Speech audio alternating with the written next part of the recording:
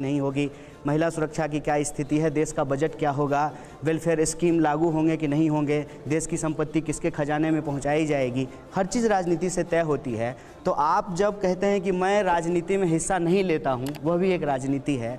जब आप किसी पार्टी का समर्थन करते हैं वो भी एक राजनीति है। जब आप किसी पार्टी का विरोध करते हैं वह भी राजनीति है। जब आप वोट देते हैं तब भी राजनीति है। किसी पर्टिकुलर पार्टी को वोट देते हैं तब भी राजनीति है। और अपने मतदान केंद्र पे जाकर के नोटा का बटन दबाते हैं तब भी राजनीति है। जब हम इस समाज में पैदा हो गए हैं तो राजनीति से हम अलग नहीं हो सकते हैं। और मैं मानता हूँ कि जो लोग ये कहते हैं कि मैं निष्पक्ष हूँ, ये सबसे खतरनाक और साजिशपूर्ण राजनीति है। देखिए, आप जो जवाब दे रहे हैं, आप एकदम सधे हुए पॉलिटिशियन की तरह जवाब दे रहे हैं। मैं सीधे पॉलिटिकल क्वेश्चंस पर अब आता हूं।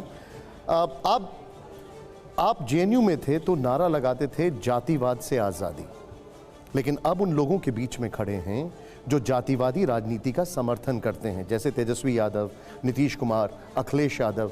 क्या कहना है आपका इसमें? नहीं, ये देखिए, ये बजा लीजिए एक बात बताइए मुझे जी कि आपने परिवारवाद पे भी ये सवाल पूछा, तो आपके सवाल से ही ये ऐसा लगता है कि आप मान रहे हैं कि कांग्रेस जो है एक परिवारवादी पार्टी है। फिर आपने दूसरा सवाल किया राजनीति में आने को लेकर के, तो वहाँ जो है आप केजरीवाल जी को ले आए। फिर आपने तीसरा सवाल किया जातिवाद को लेकर के, वहाँ आप समाजवादी पार्टी और आरजेडी को लेकर के आ गए। एक बात मुझे बताइए कि कोई एक चीज़ जो आप कर रहे हैं तो वो ठीक है, जैसे आप कोट पहन लिए तो ये ठीक है, और मैं कोट पहन लूँ तो जो है मैं अमीरों के पक्ष में खड़ा हो गया।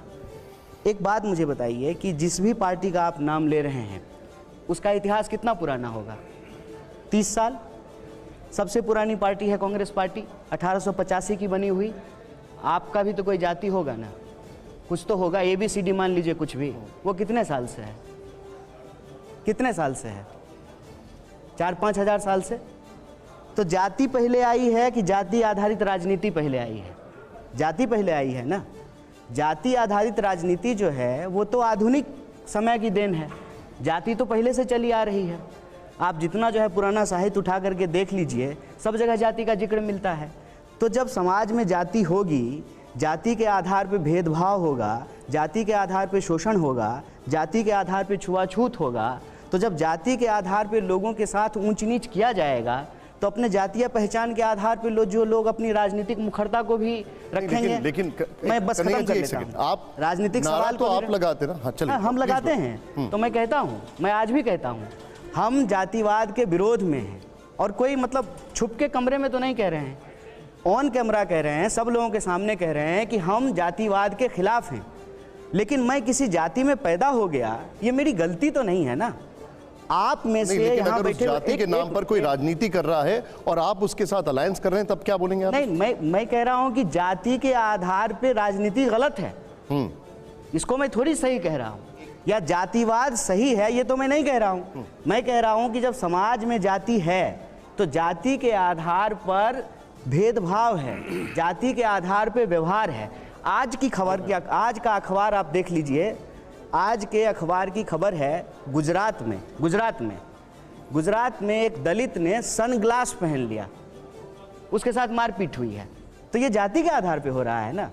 आपके ही चैनल पे आप सब लोग, सबके हाथ में मोबाइल है, गूगल कर लीजिए आज के जो है ना टॉप 100 न्यूज, उसमें 30-40 ऐसी घटनाएं होंगी जिसका आधार जाति होगा। कहीं जाति के आधार पे झगड़ा हो गया है, कहीं जाति के आधार पे किसी के साथ भेदभाव हुआ है, कहीं जाति के आधार पे जो है किसी के साथ ऊंच नीच जैसा व्यवहार किया गया है। तो जाति के आधार पर जब व्यवहार हो रहा है तो जाति के आधार पर राजनीति भी होगी।